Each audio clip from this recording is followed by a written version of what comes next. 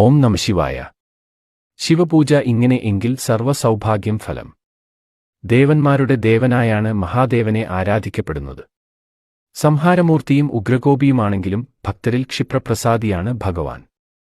ശിവപ്രീതിയിലൂടെ സകല ദുരിതങ്ങളും നീങ്ങി ജീവിതത്തിൽ സർവൈശ്വര്യങ്ങളും ലഭിക്കും എന്നാണ് വിശ്വാസം.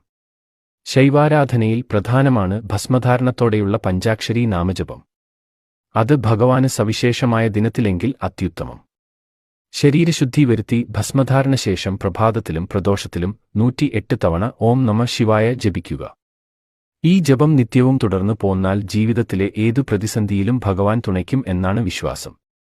ഓം നമഃ ശിവായ എന്നാൽ ഞാൻ ശിവനെ നമിക്കുന്നു എന്നാണ് അർത്ഥം. തുടർച്ചയായി ജപിക്കുമ്പോൾ മനസ്സിലെ മാലിന്യങ്ങൾ നീങ്ങി അനുകൂല തരംഗം നിറയുകയും ഏത് ആപഘട്ടത്തെയും തരണം ചെയ്യാനുള്ള ആത്മബലം നേടുകയും ചെയ്യും.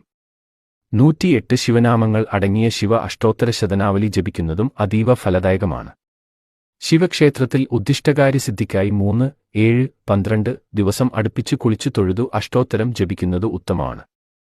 മഹേശ്വരപ്രീതികരമായ ഭസ്മം ധരിച്ചാവണം ക്ഷേത്രദർശനം നടത്തേണ്ടത്. ഭസ്മത്തോടൊപ്പം കുങ്കുമം തൊടുന്നത് ശിവശക്തി പ്രീതികരവുമാണ്. ദർശനവേളയിൽ പുറകുവിളക്കിൽ എണ്ണയും കൂവളയിലയും സമർപ്പിക്കുന്നത് അത്യുത്തമം.